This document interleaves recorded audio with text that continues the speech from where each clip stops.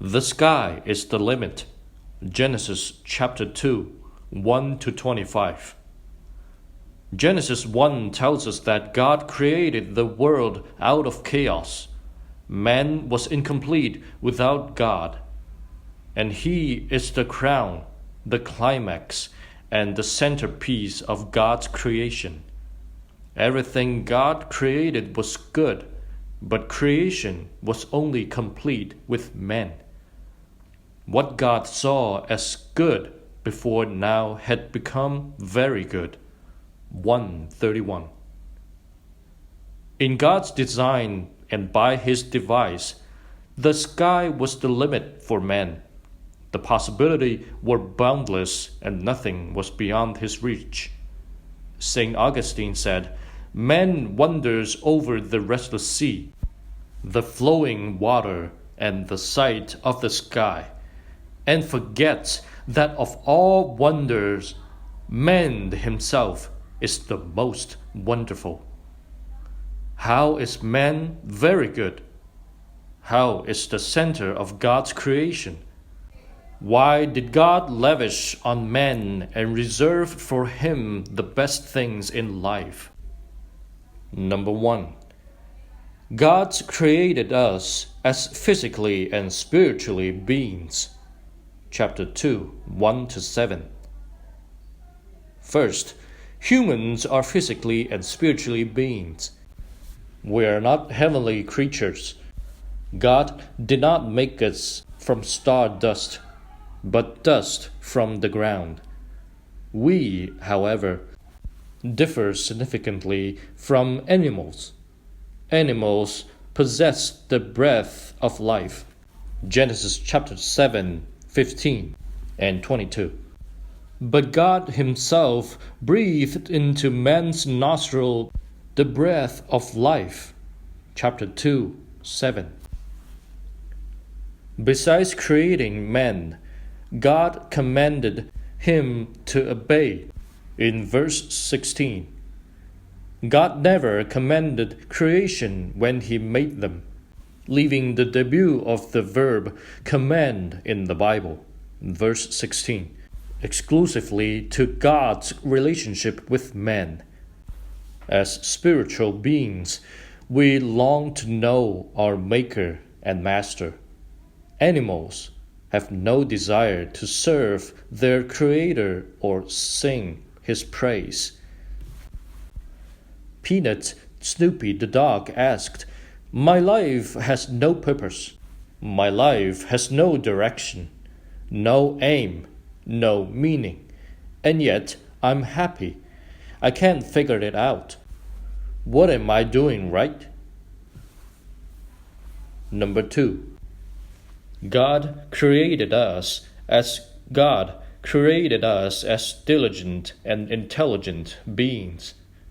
Chapter 2, 15 to 20. Work was not the outcome of sin. It was not optional. To work, the ground is part of God's plan for man before his creation and after the fall. Genesis chapter 2, 5, 15, chapter 4, 23. The Garden of Eden was a paradise with a lavish garden. Chapter 2, 8. Scenic tree. Chapter 2, 9. Rippling rivers and streams. Chapter 2, 10. And precious stone. Chapter 2, 11. Man had almost everything, but yet work was a way of life in God's original plan. In working, we seek to realize our potential. We learn to relate to others, and we repay God by our service. Man is also an intelligent being. God did not create a robot. God created a person. By definition, a person has personality, a mind of his or her own. Today we are expected to ponder over things, prioritize the options, and pick the right choice. Moreover, Naming animals, verse 19, was quick a task.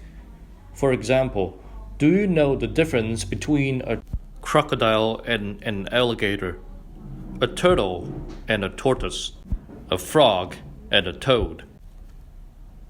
Number 3. Man is an emotional and relational being. Chapter 2, 21 to 25. Before woman was created, things did not look good for man or quite right to him. Naming pairs and pairs of animals, chapter 2, 18, made him aware of his missing half, and it did nothing but exposed his loneliness and limitation. Adam needed someone to do things with, to discuss things with, and to decide things with. So God gave Eve to Adam in the first marriage on earth. Matthew 19, 3-6. She was his helper. 2 was better than 1. They were 2 bodies, but 1 flesh. Alike, but unlike each other. Uncovered, but unashamed. The first ever words out of Adam's mouth was a love poem to his other half. The joint equation was very good, chapter 131. They were dependent on each other, devoted to each other. Conclusion.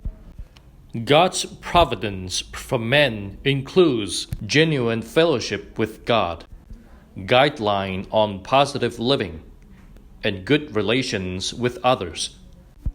Do you challenge your mind, discipline your body, and excel in tasks? It's been said, a mind is a terrible thing to waste.